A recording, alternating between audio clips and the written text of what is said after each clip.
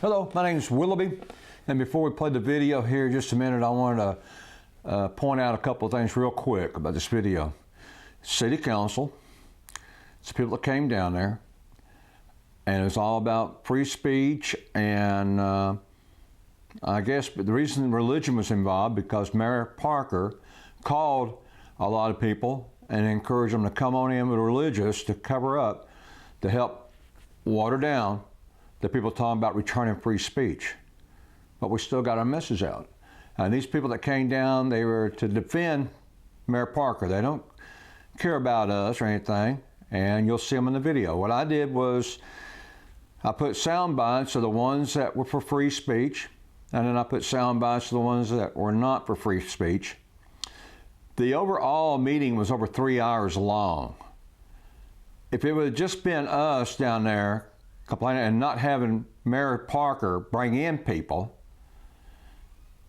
our time would have been cut to 2 minutes per person, because this would have surely allotted for it. It's so long. Anytime you get this many people, you cut to 2 minutes a person, and that's acceptable. Same way the school board does. But they didn't cut 2 minutes. They left it at 3 minutes all night long because Mayor invited these people down, and she could not invite them down and then take away their time. This is the kind of stuff we're going against. It's this kind of mayor. Free speech has to be returned back to City Council. It has to be, by us, we the people. It's the only way it's going to get there is this. The ones that came down, I'm amazed. I've been to over 100 council meetings. I've seen this over and over, whatever. And I've got to say, this last meeting, and you can watch the whole thing on the city website, the whole 3 hours. But I'm just bringing out parts of it, and it's enough there, you know. But I've been to a lot. I've not seen this before. This is really good. These many people, I was surprised how many people showed up to talk about free speech. I'm really amazed. Now, here's the thing. Mayor and council knows this well. They know people come, and then they go, and they don't come back. Well, that's okay on some issues. If it's not worth fighting that hard for, it's okay to roll and move on, whatever. But when it comes to your free speech, our free speech, and the children's free speech coming after us, there's no end. There's no statute of limitations. We don't stop fighting. There's no stopping. We're just starting. And that was a good start right there.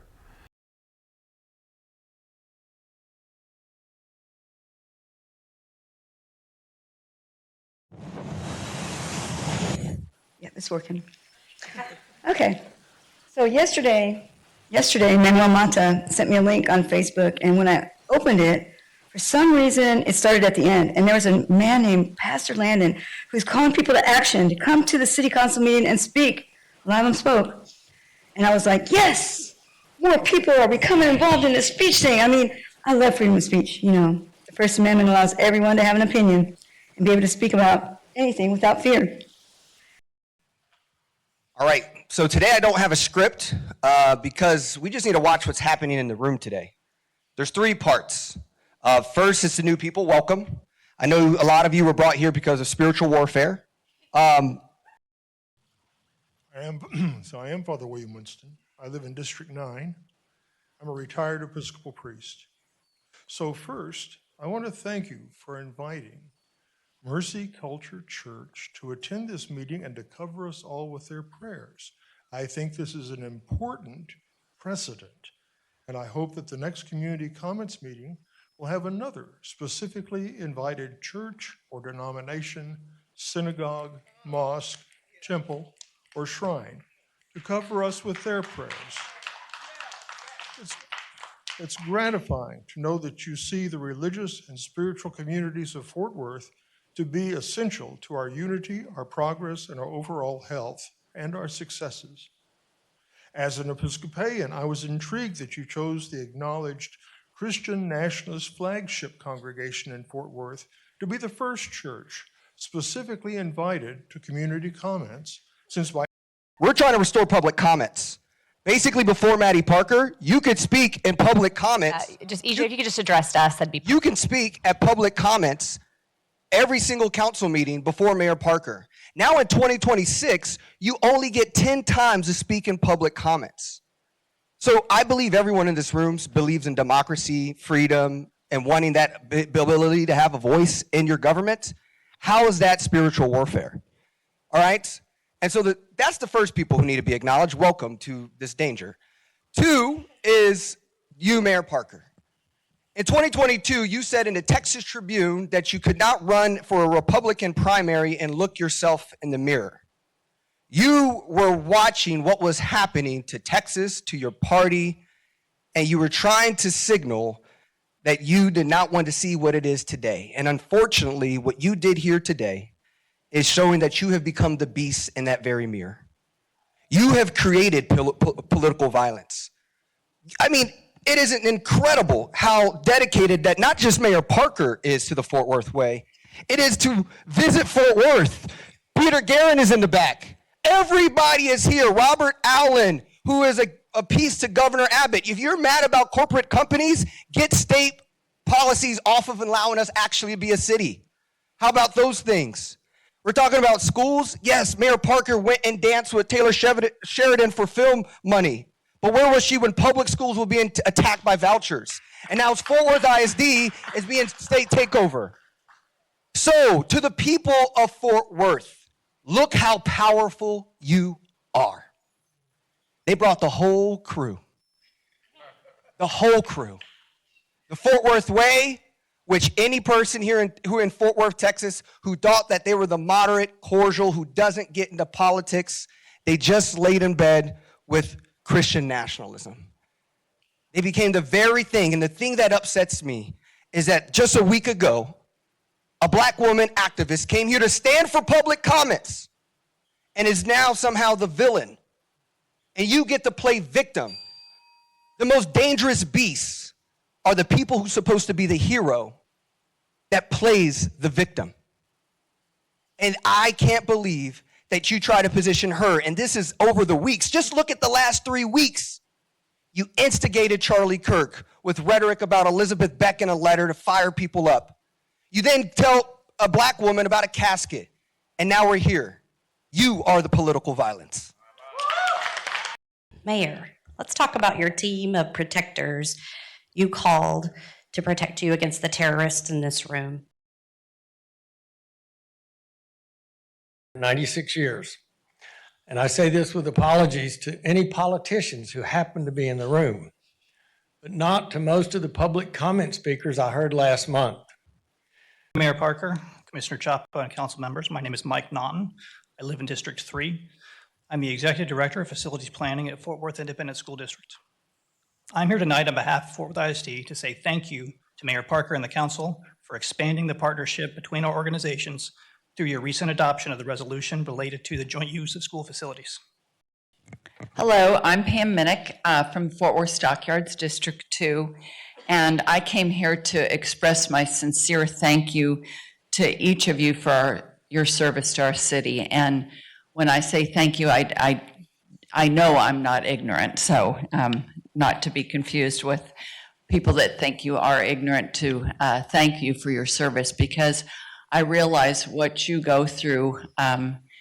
Your personal life is not personal anymore once you choose to serve us, the citizens.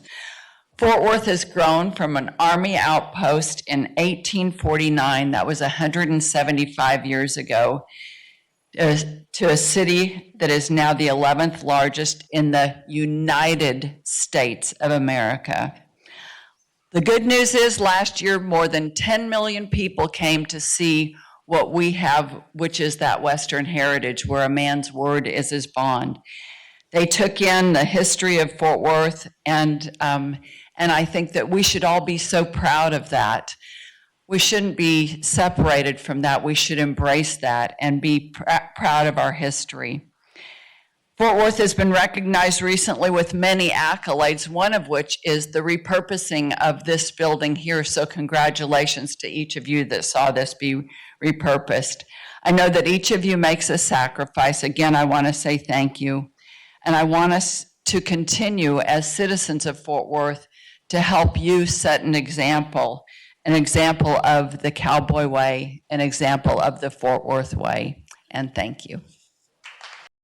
Please, Ms. Floyd. Donna Floyd.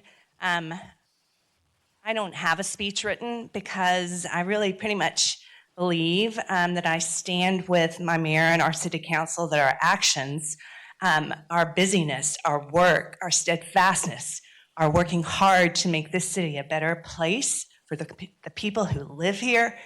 For our kids. In April, you approved a resolution declaring literacy a priority for the city of Fort Worth, but then you did more. Mayor Parker partnered with the superintendent of Fort Worth ISD to dig in on solutions.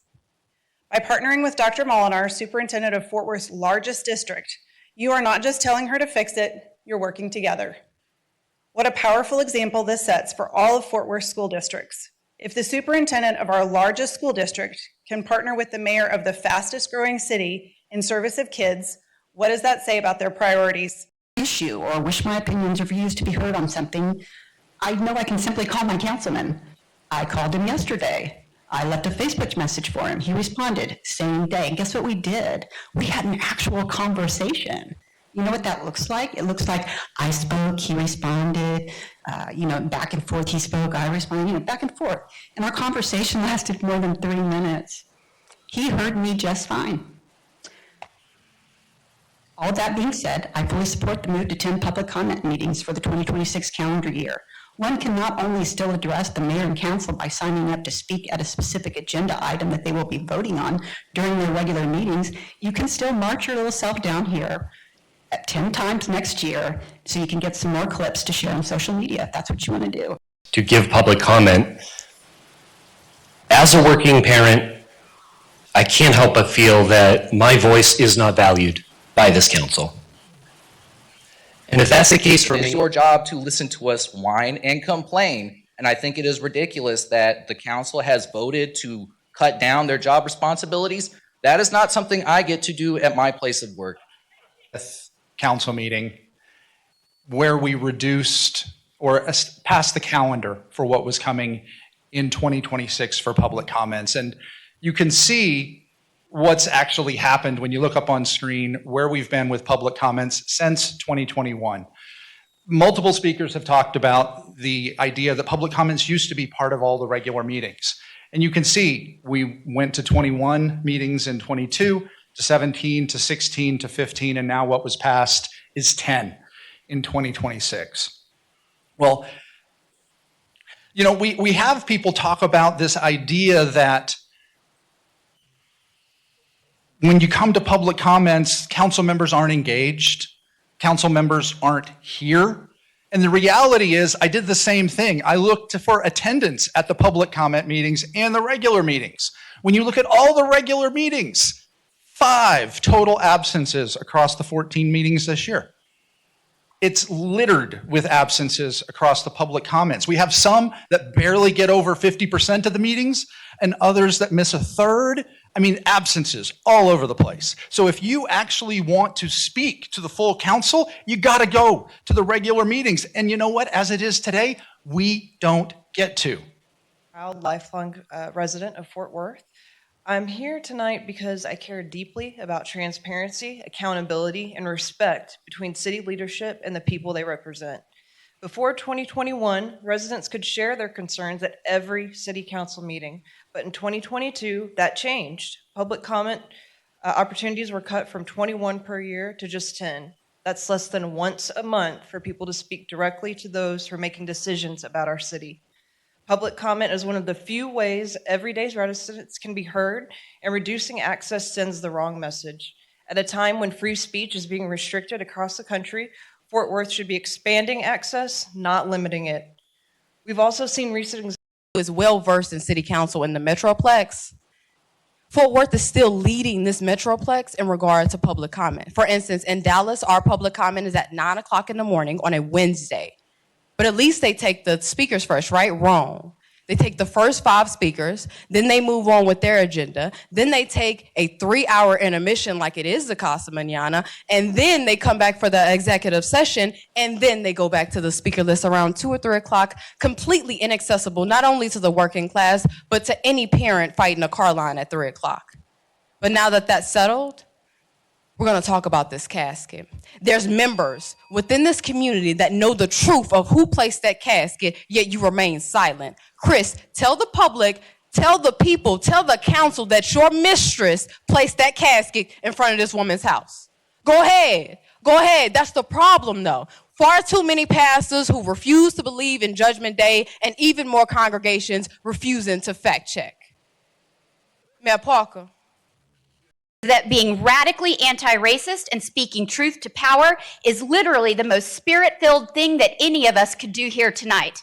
So here goes. Missouri, 1855, an enslaved black woman named Celia killed her enslaver after repeated sexual assaults. White women testified against Celia, portraying her as vindictive. Alabama, 1944, a black woman, Reese Taylor, was kidnapped and raped by 6 white men. White women publicly discredited her, accusing Reese of being immoral and dishonest. North Carolina, 1974, a black woman, Joan Little, was raped by her white jailer and killed him in self-defense. White women from conservative groups publicly accused her of fabricating the rape and framed her as dangerous. Texas, 2025, Patrice Jones, a black woman, made comments at a city council meeting.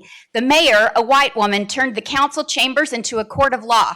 Patrice was accused of a crime, denied due process, and convicted in the court of public opinion with no evidence. There is a long history of white women accusing black women of crimes and attacking their character with no evidence to humiliate and endanger them physically, legally, socially, and economically. If there is credible evidence of who placed that casket 3 years ago, it should have been handled through the proper legal channels, not as an accusation in a meeting based on gossip. And now you have the audacity to play victim when the community seeks accountability. In the words of Tamara Renee, accountability only feels like an attack when you're not ready to acknowledge how your behavior harms others. So I'm calling on the mayor to make an official public statement on city letterhead that it was wrong to turn a public meeting into a courtroom and accuse Patrice Jones of a terroristic threat sans evidence. Make a full-throated apology. It's literally the most anti-racist thing you can do. May you find your better angel, Mayor Parker.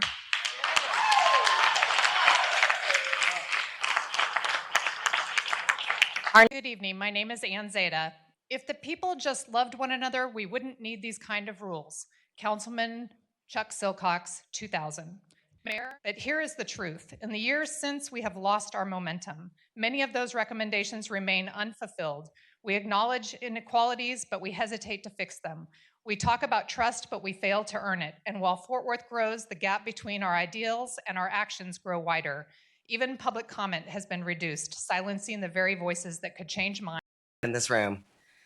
However, I'm here tonight to re-engage my civic duty of addressing my city council members. I'm here to support Patrice and Patrice's message about the city council public comment suppression by this committee that sits in this room.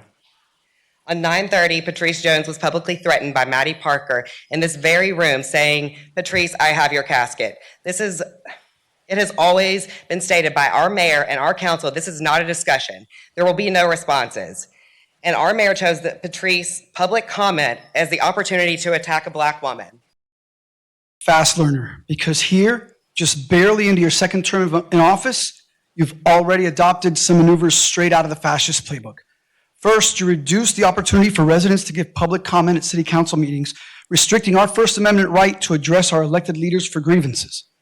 Then you had the... My name is Manuel Mata, and I'm kind of confused because Ms. Parker and Nettles, weren't y'all both held in contempt for being sworn in as possible witness during pretrial hearings surrounding the defense team's motion for a change of venue, making them subject to gag orders? Y'all were willing to understand public comments and your right to speak when you're emotionally driven. But when it comes to us, it's a dead issue. Feel just as justified. There is no world in which your comments to Patrice Jones were acceptable. You decided to throw out unfounded accusations in a way that doesn't allow her to defend herself, an abuse of your place on this dais. I urge you to apologize and move on. A friend of mine who voted for you, Mayor, told me recently that she no longer feels represented by you. Your role in theory is nonpartisan. You've said yourself that you represent 1 million citizens, yet you've given into extremist partisan politics. Instead of deepening division, you should be working to unite this city. You were recently quoted as saying that public comment is nothing more than chest beating. But as mayor, it's your job to listen when we speak, whether or not you like what you hear. If you're unwilling to do that part of the job, perhaps it's time to step aside. Since your election in 2021, you've made it increasingly more difficult for the public to be heard. Our voices will not be silenced at the ballot box. We are asking council to increase the number of public comment sessions and at least act like you're paying attention.